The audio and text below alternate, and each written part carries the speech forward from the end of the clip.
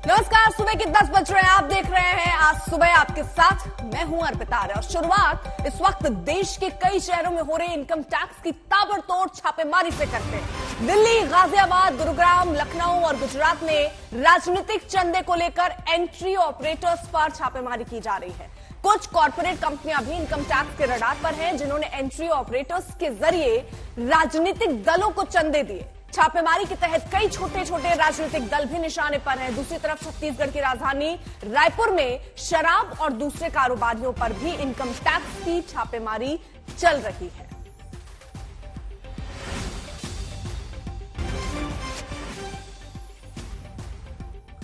तो रायपुर में कई कारोबारियों पर इनकम टैक्स की रेड चलती हुई। छत्तीसगढ़ के रायपुर में शराब कारोबारियों के यहां इस वक्त इनकम टैक्स के विभाग की टीम के लोग पहुंचे हैं, छापेमारी चल रही है। तो आपको बता दें, चाहे दिल्ली हो, लखनऊ हो, गाजियाबाद हो, गुरुग्राम हो, इन जगहों पर छापेमारी इस वक्त चल रही है।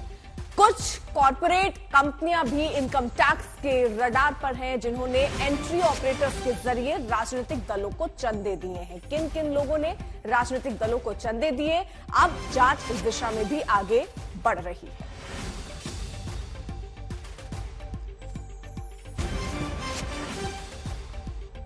मुनीश पांडे इस वक्त हमारे सहयोगी जुड़ चुके हैं। मुनीश, ये अलग अलग जगहों पर छापेमारी चल रही है और खबर तो ये भी आ रहा है कि कुछ लोगों ने राजनीतिक दलों को जो चंदे दिए उन पर भी नजर होगी।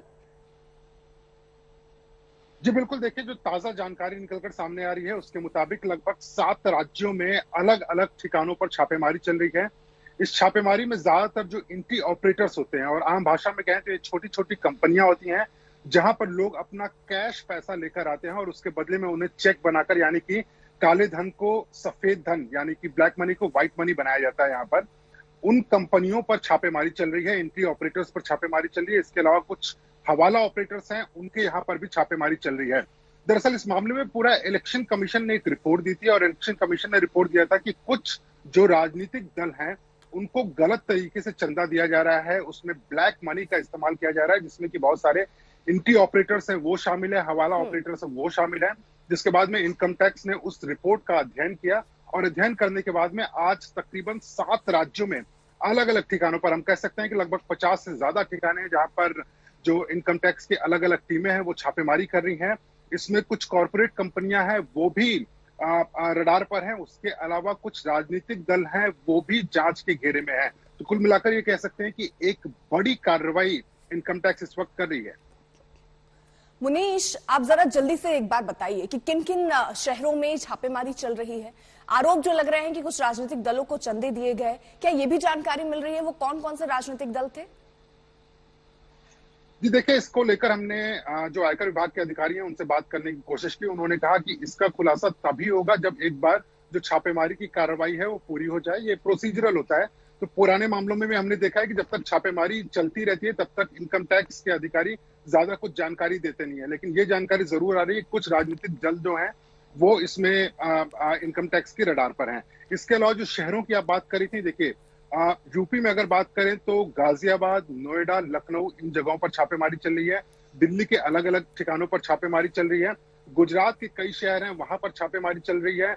जो छत्तीसगढ़ है, राजस्थान है, वहां पर भी छापेमारी चल रही है। तो आप कह सकते हैं कि कम से कम 7 राज्यों में 50 ऐसे ठिकाने होंगे जहां पर छापेमारी चल रही है। छापेमारी की वजह सीधे तौर पर बताया जा रहा है कि इलेक्शन कमीशन ने अपनी एक रिपोर्ट बनाई। रिपोर्ट में कहा कि काले धन का इस्तेमाल कर कुछ राजनीतिक दलों को चंदा दिया जा रहा है और एंट्री ऑपरेटर्स का बड़ा रोल है। एंट्री ऑपरेटर्स वो ऑपरेटर्स होते हैं जो कि आप कैश पैसा लेकर जाइए और वहां पर छोटी कंपनियां होती हैं, कंपनियों के नाम पर दिखाया जाएगा कि वो व्यवसाय कर रही थी और आपको चेक बनाकर दे दिया जाएगा और वो चेक आप किसी भी राजनीतिक दल को दे सकते हैं। लेकिन यहाँ पर जो इलेक्शन कमीशन की रिपोर्ट थी उसमें यह कहा गया कि ठीक है मुनीश, तो यानी तमाम अपडेट आप हम तक पहुंचा रहे हैं। अलग अलग शहरों में इस वक्त छापेमारी चल रही है और किनको चंदा दिया गया, वो कौन से राजनीतिक दल थे, अब जैसे जांच पूरी होगी इस दिशा में भी जानकारी मिलेगी। इस बीच एक बड़ी खबर कोलकाता से इस वक्त आ रही है। ममता सरकार के एक मंत्री के घर सीबीआई का छापा पड़ा है। सीबीआई ने पश्चिम बंगाल के कानून मंत्री मलय घटक के घर पर छापा मारा और ये छापा कोयला घोटाले के सिलसिले में पड़ा है। और जानकारी ये कि सीबीआई ने जांच के सिलसिले में मलय घटक को कई बार समन जारी किया, लेकिन वो सीबीआई के सामने पेश नहीं हुए। तो कानून मंत्री के घर इस वक्त छापेमारी सीबीआई की चल रही है। तो बड़ी खबर इस वक्त पश्चिम बंगाल से, ममता सरकार के एक मंत्री के घर सीबीआई की टीम मौजूद है। सीबीआई ने पश्चिम बंगाल के कानून मंत्री मलय घटक के घर पर छापा मारा है और ये छापा कोयला घोटाले के सिलसिले में। जानकारी यहां तक कि सीबीआई ने जांच के सिलसिले में कई बार इससे पहले उनको समन भेजा, लेकिन वो हाजिर नहीं हुए, पेश नहीं हुए, पूछताछ उनसे नहीं हो पाई, जिसके बाद ये कदम सीबीआई को उठाना पड़ा और घर पर पहुंचकर इस वक्त छापेमारी चल रही। और इस बीच एक और बड़ी खबर आ रही है। दिल्ली के जामिया यूनिवर्सिटी कैंपस में एमफिल की छात्रा सफूरा जरगर के पक्ष में नारेबाजी हुई है। नारेबाजी का ये वीडियो अब वायरल हो रहा है। दरअसल सफूरा का एडमिशन रद्द कर दिया गया और ये नारेबाजी उसी के विरोध में हो रही है। एडमिशन रद्द करने की वजह समय पर थीसिस जमा न करने को बताया गया। सफूरा जरगर दिल्ली दंगों की भी आरोपी है। 22 अगस्त को उनका एडमिशन रद्द कर दिया गया था। सफूरा ने इसके खिलाफ अपील किया और वीसी को भी चिट्ठी लिखकर अपनी शिकायत दर्ज कराई है। तो थीसिस जो थे वो समय से जमा न करने पर उनका एडमिशन रद्द हुआ है, जिसके बाद लोग जो है वो सड़कों पर उतरकर प्रदर्शन कर रहे हैं। तो ये तस्वीरें हम आपको विरोध प्रदर्शन के उस वक्त की दिखा रहे हैं। तो कुल मिलाकर ये प्रदर्शन और बढ़ता हुआ।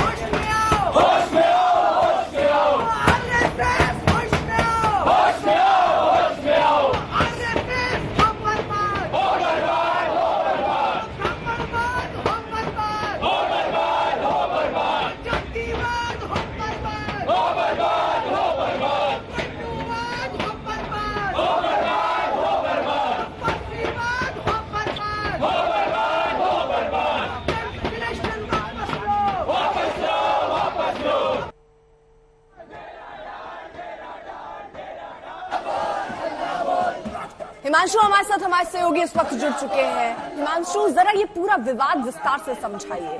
वीसी की तरफ से या अभी जो कॉलेज प्रशासन है उनकी तरफ से कुछ बात कही गई? पूरा विवाद क्यों था? नहीं, देखिए, नहीं, प्रशासन की तरफ से कुछ भी नहीं कहा गया, लेकिन ये जो पूरा मामला है दरअसल वो सफूरा जरगर से जुड़ा हुआ है। और यहाँ पर हुआ ये कि वो पीएचडी स्कॉलर है सोशियोलॉजी डिपार्टमेंट की, जामिया मिलिया इस्लामिया में।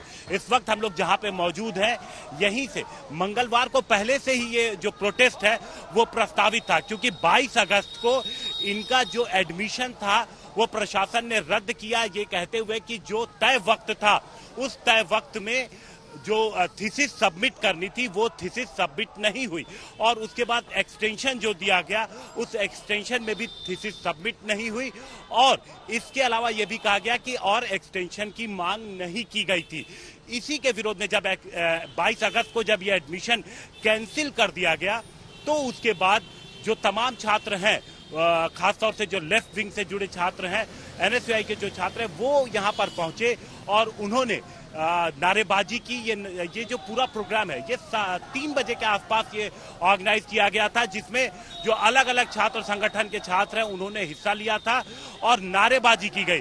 नारेबाजी में प्रशासन, पुलिस और प्राइम मिनिस्टर, उत्तर प्रदेश के मुख्यमंत्री, इन सभी के खिलाफ यहाँ पर नारेबाजी की गई। और साथ ही साथ जो हमारी बातचीत, उनका कहना है कि ये जो विरोध प्रदर्शन है ये आगे भी अभी जारी रहेगा। यानी अर्पिता, विरोध प्रदर्शन अभी खत्म नहीं होने वाला है, ये शुरुआत हुई है, ऐसा छात्रों का यहाँ पर कहना है। अर्पिता, तो ये विरोध अभी खत्म होने का नाम नहीं ले रहा है और ये प्रदर्शन करने की चेतावनी भी यहाँ जो छात्र हैं वो करते हुए नजर आ रहे हैं। लेकिन हिमांशु, क्या अभी जिस तरीके की बातें कही जा रही हैं कि जो तय टाइम था उस समय थीसिस जमा नहीं हुई, जो एक्सटेंशन समय था उसमें भी थीसिस जमा नहीं हुई, यहाँ जो प्रदर्शन कर रहे हैं वो क्या कह रहे हैं? वो किस बात को लेकर नाराजगी जता रहे हैं? क्या वो भी स्वीकार कर रहे हैं कि जो डेडलाइन थी उस समय थीसिस जमा नहीं की गई? देखिए, हमारे साथ इस वक्त एनएसयूआई के वाइस प्रेसिडेंट जामिया के मौजूद हैं। हम इन्हीं से पूछते हैं, क्योंकि इनका कहना कि ये भी प्रदर्शन में उस वक्त मौजूद थे। आप प्रदर्शन में थे? सर हम लोग सपोर्ट कर रहे थे, हम लोग थे प्रदर्शन में थे। तो जो प्रदर्शन है भाई, वो तो कहा जा रहा है कि एक्सटेंशन में भी नहीं वो जमा कर पाई, तो प्रदर्शन क्यों? सर वो जो एक्सटेंशन था उनका, वो जेल में बीत गया सर एक्सटेंशन।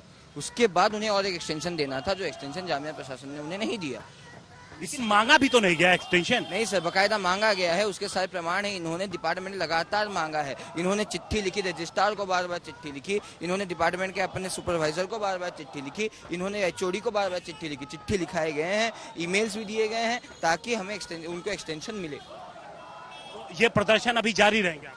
सर ये जो सम्मिलित जामिया का छात्र संघ है, जो जामिया के सारे बच्चे हैं, किसी भी पंथ से नहीं, ना वाम ना दक्षिण, जो बच्चे हैं जामिया का पूरा बच्चा है। आपका नाम क्या है? सर दिव्य ज्योति त्रिपाठी है। दिव्य ज्योति त्रिपाठी। तो त्रिपाठी जी, एक बात बताएं कि जो आरोप लगे हैं सफूरा जरगर पे, वो तो बेहद संगीन। सर देखिए, जो आरोप लगे हैं उसके बाद उनको कोर्ट से तो बेल मिली है ना सर, कोर्ट से तो मानवीय आधार पर।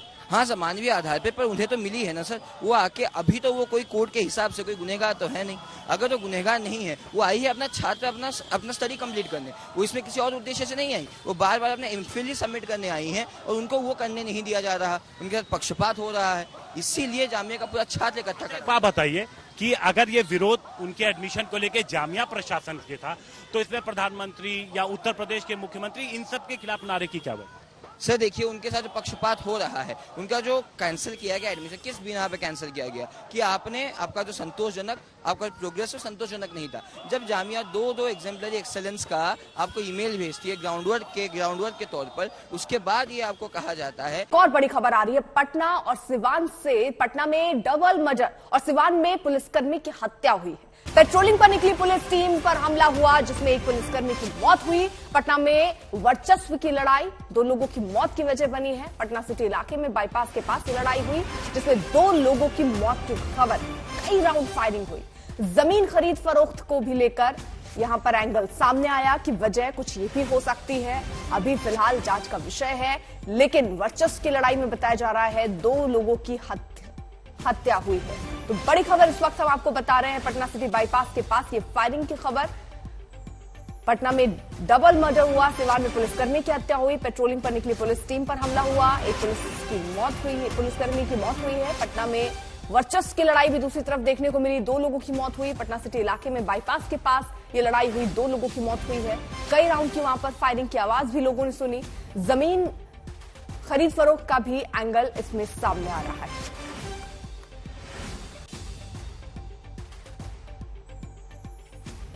तो 2 तस्वीरें हम आपके सामने रख रहे हैं। पटना में देखिए किस तरीके से डबल मर्डर हुआ और बिहार में पुलिस पर भी हमला हुआ है। तो 2 बड़ी खबरें, बिहार में अपराध किस तरीके से बढ़ता जा रहा है इसकी वानगी दिखाते हुए यहां पर पटना में देखिए डबल मर्डर हुआ, वहीं सिवान में पुलिस की भी हत्या हुई।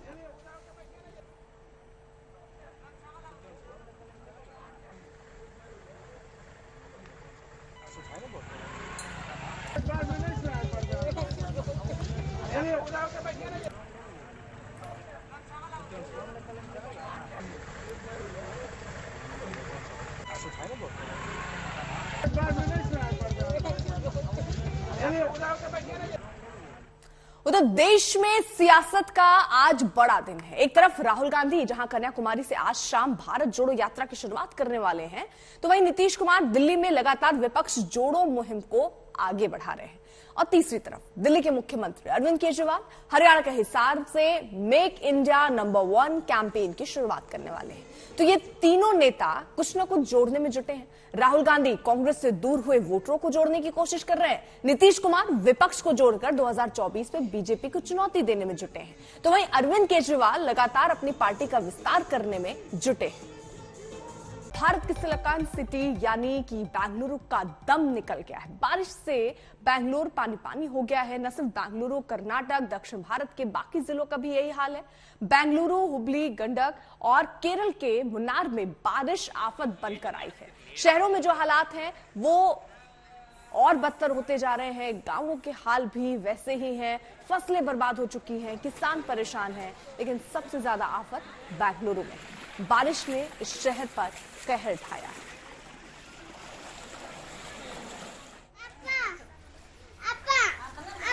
तो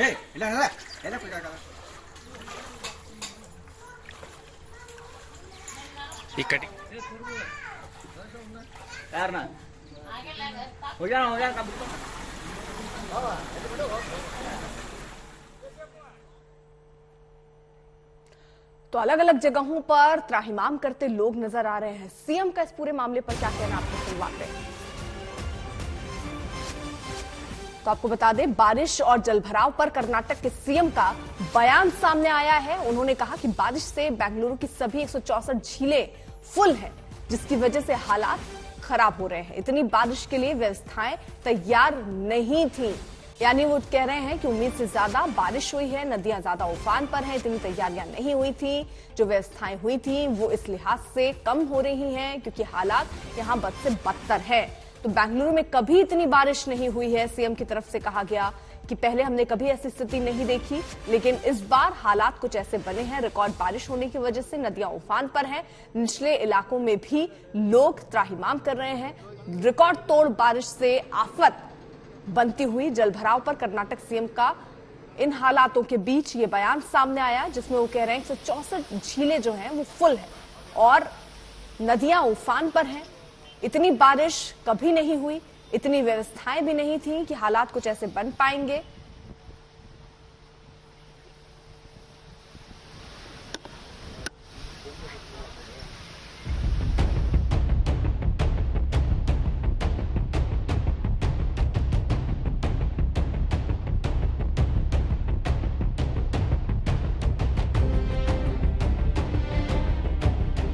हिंदुस्तान की सिलिकॉन सिटी की सांसें थम गई, रफ्तार रुक गई, पानी अब सिर के पार निकल गया।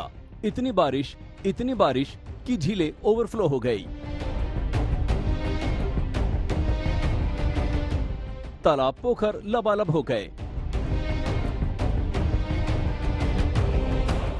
रास्ते जलमग्न हैं, सब कुछ ठहर सा गया है। पिछले कुछ दिनों में बेंगलुरु शहर की जो हालत हुई है वो ना भूतो ना भविष्यति जैसा है। इससे पहले इस शहर ने इतनी बारिश कभी देखी नहीं थी। ये बेंगलुरु का इको स्पेस एरिया है, शहर का पॉश इलाका। लेकिन ऐसा लगता है कि बारिश ने सब कुछ पॉज कर दिया है। जहां गाड़ियां फर्राटा भरती थी, वहां अब ट्रैफिक रेंगता है। आज बारिश तो नहीं हुई, लेकिन हालात देखिए, पानी अभी तक भरा है। नॉर्मल लाइफ में डिलीवरेबल्स के लिए इफेक्ट कर रहा है। इंटरनेट अभी है, but if it again rains for another 2 days, we don't know what is going to happen. Problems आप देख ही रहे हो, आपके सामने है, सब कुछ सारा सेल्फ एविडेंट है। इतनी बारिश हम सिर्फ टीवीज में देखते थे, सुनते थे कि फ्लडिंग ऐसी होती है, फ्लडिंग वैसी होती है, बट ये पहली बार अपनी आंखों से हमने देखा है कि फ्लडिंग एक्चुअली होती क्या है। आप ये देख रहे हैं, ये सारी गाड़ियां, ये बच्चों के लिए हमने मैदान बनाया था सोसाइटी में, बट आज ये इस फ्लडिंग की वजह से इसका इस्तेमाल हो रहा है गाड़ियां पार्क करने में। बारिश ने हिंदुस्तान की सिलिकॉन सिटी की बुनियाद में पानी भर दिया है। मुख्यमंत्री कह रहे हैं कि हमने तो इससे पहले इतनी बारिश देखी ही नहीं। शहर की सभी 164 झीलों में इतना पानी भर गया कि जिसकी उम्मीद नहीं थी। हमारी ड्रेनेज कैपेसिटी इसके लिए तैयार नहीं थी। बारिश और जल भराव में त्राहिमाम है। कुदरत ने बेंगलुरु के सभी हार्डवेयर सॉफ्टवेयर को फेल कर दिया है। आज तक ब्यूरो। बेंगलुरु में जगह जगह जलभराव है। कई इलाकों की पुलिस ने बैरिकेडिंग कर दी है। एक ग्राउंड रिपोर्ट आपको दिखाते हैं जो ये बताने के लिए काफी है कि हालात इस वक्त क्या है। इंडिया का आईटी हब बेंगलुरु, वहां पर इतना ज्यादा जल भराव देखने के लिए क्यों मिल रहा है, ये सवाल सबके मन में है। इस वक्त हम रिचमंड सर्कल के पास हाइंस रोड पर मौजूद है। यहाँ पर हम देख रहे हैं कि इस इलाके को बैरिकेड किया गया है। रोड के इस पैच को बैरिकेड इसीलिए किया गया है कि बीच में आप देखेंगे एक मैनहोल खोल कर रखा गया है, यानी जो ड्रेनेज का आप कह सकते हैं ढक्कन है वो खोल कर रखा गया है ताकि पानी जल्द से जल्द उतरे।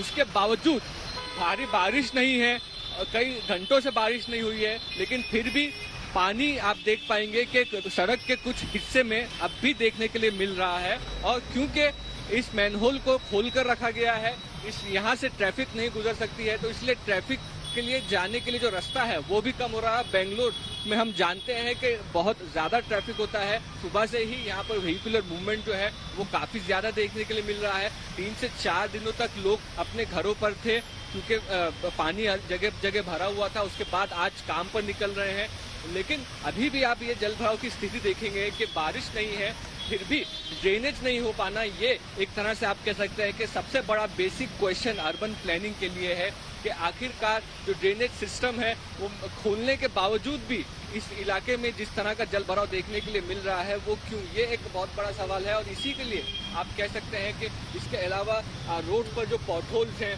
उससे ट्रैफिक स्लो हो रही है, उससे जो मोटरिस्ट हैं उनकी जान को खतरा है। और अगर फिर से बारिश शुरू होती है तो उसके बाद फिर से इस तरह के दृश्य देखने के लिए मिलेंगे। और दूसरा बड़ा सवाल इस वक्त बेंगलुरु के जो सिटीजन्स हैं उनके मन में ये है कि क्या अब हर साल अगर थोड़ी ज्यादा बारिश होती है तो इस तरह के दृश्य देखने के लिए मिलेंगे, क्योंकि हैविली इन्वेस्टेड है। कहीं कहीं अपार्टमेंट्स में पानी भर गया था, कहीं बंगलोज में पानी भर गया था, पॉश गाड़ियां जो है वो हमको पानी में जलमग्न दिखाई दी। तो ये सारा जो नुकसान सिटीजन्स ने झेला है उसके ऊपर अब मंथन हो रहा है, लेकिन क्या बहुत देर हो चुकी है, ये एक बड़ा सवाल है। क्योंकि एक फास्ट रनिंग सिटी है, उसको थाम कर अब ये जो बेसिक अर्बन प्लानिंग की जो चूक हुई है वो कैसे सुधारेंगे, ये सरकार के सामने एक बड़ा सवाल है। कैमरा पर्सन निशान भट्ट के साथ मुस्तफा शेख, आज तक। तो जरा अब आपको कुछ तस्वीरें भी दिखा देते हैं जो हालात दिखाएंगे आपको कि किस तरीके से वहां हर गुजरते दिन के साथ हालात बिगड़ रहे हैं। जहां एक तरफ खबर तो ये भी आई जहां एक लड़की की मौत हो जाती है, स्कूटी से वो जा रही थी, बैलेंस बिगड़ा और उसने पोल पकड़ा, उसमें करंट, जिसकी वजह से उसकी मौत हो गई। वहीं जेसीबी से दफ्तर का सफर लोग तय करते हुए नजर आ रहे हैं, क्योंकि वो सड़कें जहां फर्राटे से गाड़ियां दौड़ती थी वहां सिर्फ और सिर्फ पानी नजर आ रहा है। कार की स्थिति कुछ ऐसी है कि उसको खींच कर ले जाना पड़ रहा है। सड़क पर बस कहीं फंस जा रही है तो ट्रैक्टर पर ढेरों लोग सवार होकर अपने ऑफिस के लिए निकल रहे हैं। पॉश कॉलोनियों का ये हाल है और आप निचले इलाके या जो गांव के एरिया होंगे उनका अंदाजा आप लगा सकते हैं। मुस्तफा हमारे साथ, हमारे सहयोगी जुड़ चुके हैं। मुस्तफा, ये हालात बहुत ज्यादा चिंताजनक है, क्योंकि सीएम भी ये कह रहे हैं कि तैयारियां, व्यवस्थाएं इतनी नहीं थी जितने हालात बन गए हैं। कल्पना नहीं हुई थी कि इतनी बारिश होगी, लेकिन इसके साथ सवाल ये है कि निकासी का वो प्रबंध जो होना चाहिए ऐसी बड़ी सिटीज में, वो नहीं है यहाँ। बाबा सब उनको बोल दो, ऑडियो आ रहा है।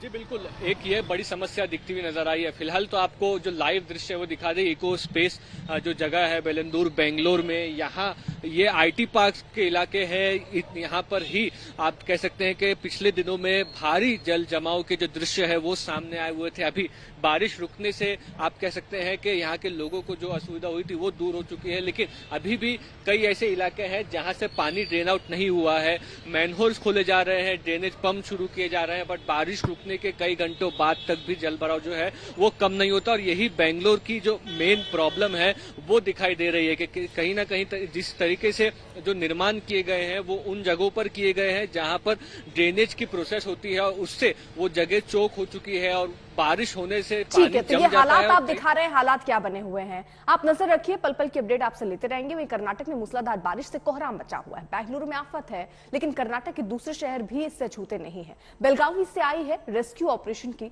हैरान करने वाली तस्वीर।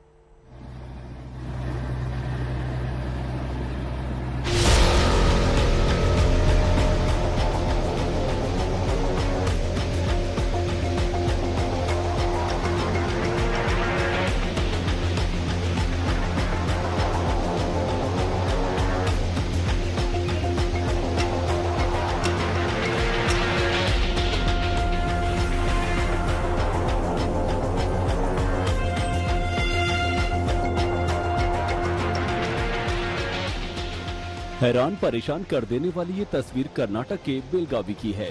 तस्वीरें देखिए, 12 दिन के नवजात को बचाने का रेस्क्यू ऑपरेशन चल रहा है। हाहाकारी लहरों से ये कच्चा मकान घिरा हुआ और उसी मकान से 12 दिन के बच्चे को 6 लोग देवदूत बनकर निकाल रहे हैं। शुक्र है बच्चे को सुरक्षित निकाल लिया गया।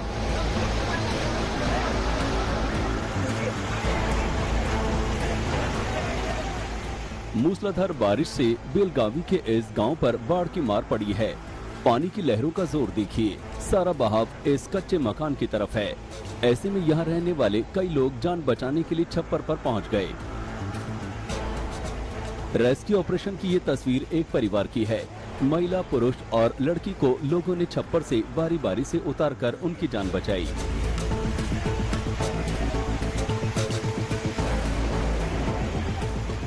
बचाव दल के लोग यहाँ किसी देवदूत की तरह पहुँचे थे। पूरे घर की तलाशी ली गई और जो भी वहाँ फंसा था सबको निकाला गया।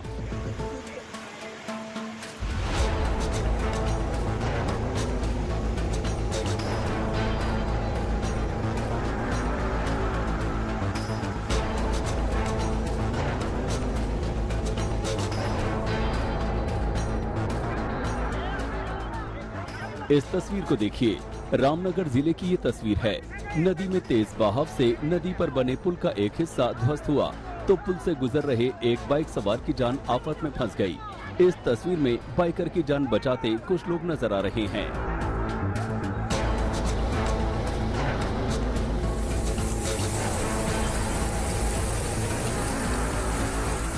कर्नाटक के गडक की तस्वीर देखिए, सड़कें पानी से लबालब हैं। पूरा इलाका मानो दरिया में तब्दील नजर आता है।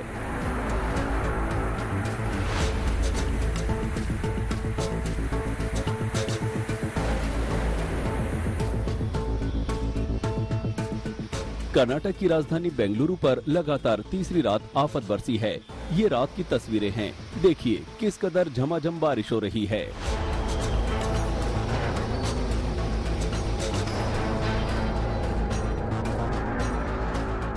बेंगलुरु में पिछले 3 दिनों से भारी बारिश हो रही है।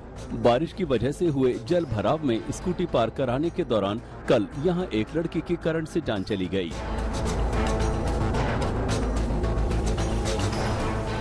मूसलाधार आफत हैदराबाद में भी बरसी है। तस्वीरें देखिए, भारी बारिश से हैदराबाद शहर का ये इलाका किस कदर पानी पानी हो गया है।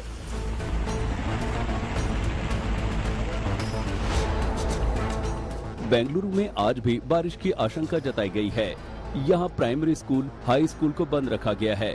मौसम विभाग ने कर्नाटक के कई इलाकों में 9 सितंबर तक भारी बारिश की आशंका जताई है, जबकि हैदराबाद पर 10 सितंबर तक भारी बारिश का संकट रहेगा। हैदराबाद से अब्दुल बशीर के साथ सगई राज, बेंगलुरु, आज तक।